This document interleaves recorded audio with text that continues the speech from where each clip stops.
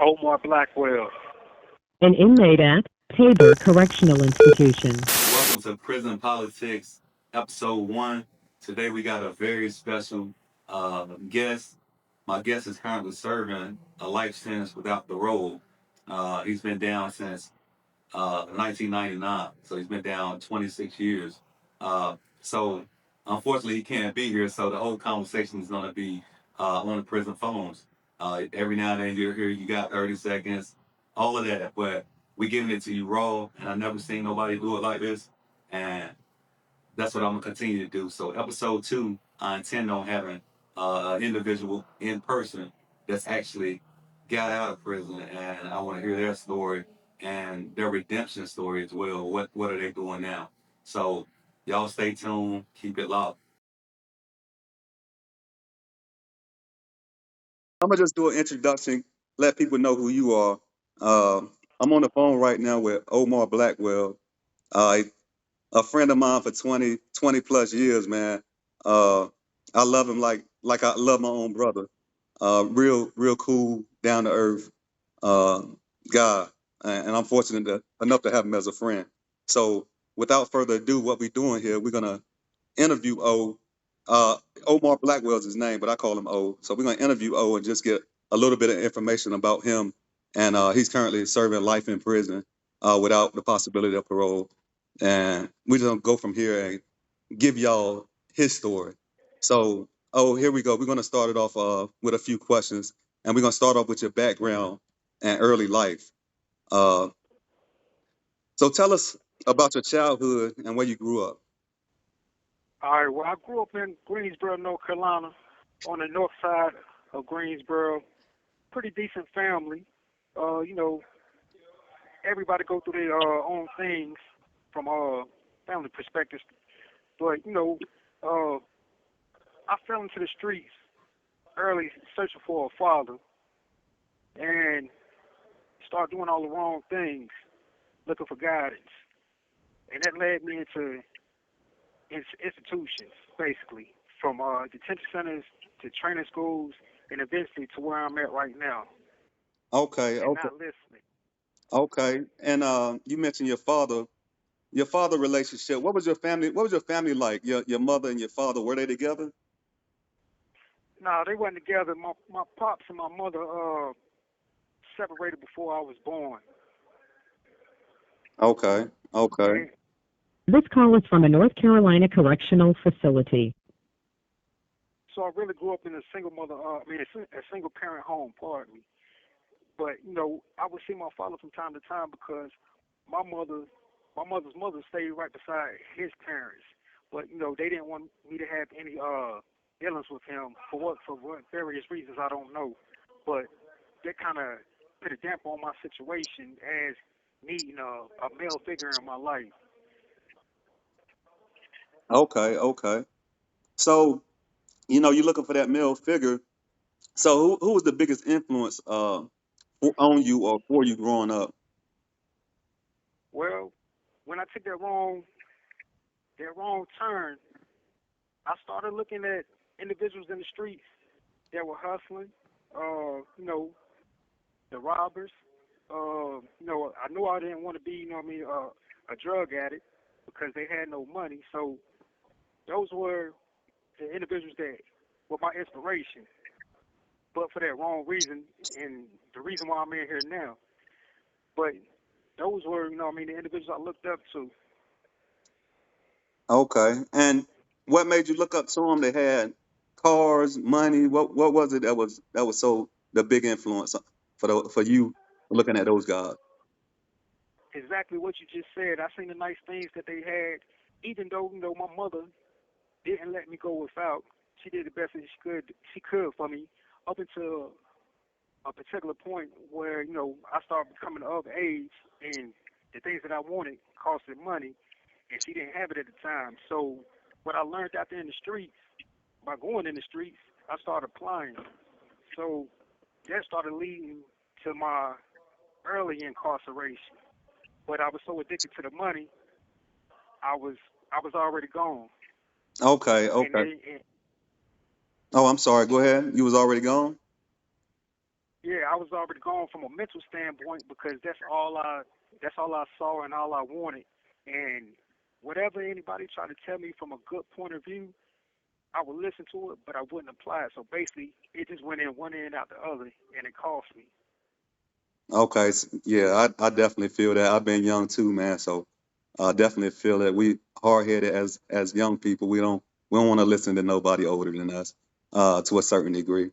Um, so speaking of that, what was like your dreams and goals when you what did you want to become when you were young in your youth? Well, as far as school, I didn't really take a liking to school because I felt like I was on my own to a certain extent of an individual caring from that perspective because they had things that were going on in their lives. Speaking basically of my mother, and she was trying to provide for me and my sister, but I didn't feel that my schooling was being pretty much taken serious to a certain extent. So I stopped caring about school, but I still liked to play sports and things from that perspective. But once I got the taste of that street life, all that went out the window, and it Yeah. really and it cost me again. Yeah, so you just mentioned you have a sister. Now, your sister older or younger? Is it about the same? Does she have the same father as you? No, we don't have the same father, and she's younger than me about a couple years. Okay, okay. So you think as some, in some way she was looking up to you in a certain way? I believe so, but at the same time, again, I started getting in trouble and put in these institutions at around the age of 8, 9 years old. First, it was a mental institution. Then it became training school, like I said, and then where I'm at right now. So really, for the most part of it, we didn't spend a lot of time around each other because I was in here. But you know, I guess she looked at it there going. Looked up to me somewhat, pardon me, because she made the right decisions within my wrong decisions. So I guess I played a part in that, Okay, and she's okay. doing good. Yeah, I can definitely dig that, man. I understand that completely. Uh, so looking back at your youth, what was you had mentioned you went to a mental institution or a boys' home. Were those considered warning signs for you that you were headed in the wrong direction, or you started seeing the warning signs after that? Your youth when you were at 8 or 9. Explain the mental institution. What happened with that situation? Well, they was trying to figure from the mental institution. They was trying to figure out they're going. I guess I can just put it in simpler terms. Was I crazy for the things that I was doing, all the trouble I was getting into? But I wouldn't open up like that because I didn't feel comfortable with those figures around me, and I felt like they were just trying to dissect me for their own personal reasons, not my personal reasons. So I stayed enclosed, and I would act out in rage. Okay. So speaking of getting in trouble really early, what was the first trouble that you can remember where you like, oh shit, I'm in trouble? What was the biggest thing that you had? This call is from a North Carolina correctional facility. What was the biggest thing you did to get you in that mental, getting evaluated for the mental institution? Well, it started out with stealing, stealing, stealing, stealing. Went into breaking and entering. So when I started doing the breaking and entering, that's when they said these things are becoming even more serious, and they're going. We see he's going down the wrong path. I've seen it as well, but I just couldn't stop. It was like they're going a snowball effect. It had no brakes on it. So from the stealing to breaking and entering, that's what led me into the mental institutions. and further on into training school. Okay, okay. So what crime was it? Because I got in trouble in my youth as well. Of course, your youth record don't follow your adult record. But what was the thing that got you into the boys' home? Because I never went to the boys' home, but I was really close. What got you to the boys' home? What crime was it? Okay, when I went to training school, I started committing armed robberies and common law robberies. So that was a pretty serious offense So you were from doing breaking it you were in. doing armed robberies. At what age did you do your first armed robbery? I was 10 years old, and it was actually a common law robbery without a weapon. So I was 10 years old the first time I went to training school for that. And then I was like 13 when I went back. And I eventually maxed out. And maxed out meaning that I turned 18 and came home from that situation. Wait a But minute. So those were the so crimes. let me make sure I'm following you correct. So you did a common law robbery at Right. what at what age? 10 years old. 10 years old. And what age did you go to the boys' home?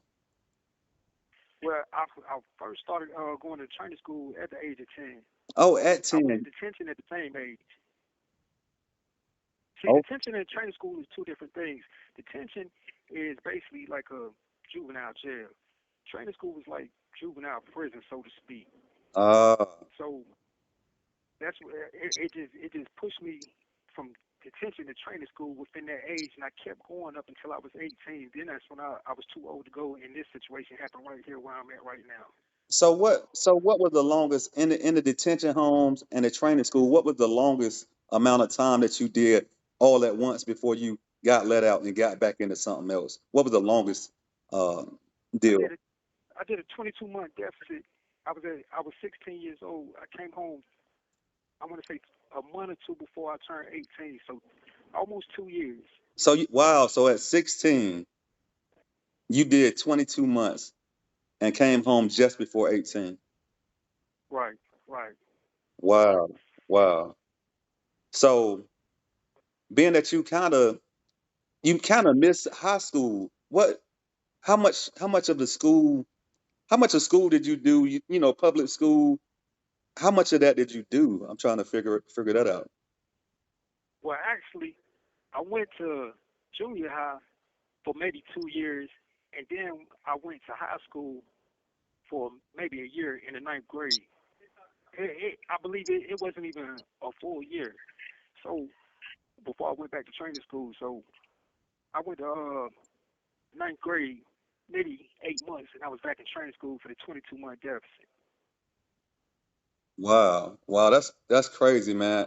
And as long as I've been knowing you, I never dug into your story. So everything that you're telling me right now is all new to me, bro. And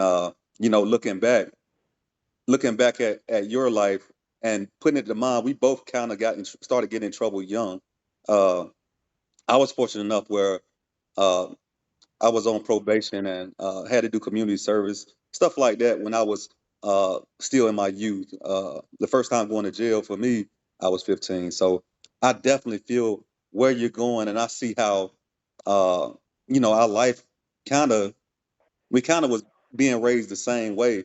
I was fortunate enough to stay in high school because I did like school. Where in your case, you say you only did basically one full year in high school, and that being ninth grade.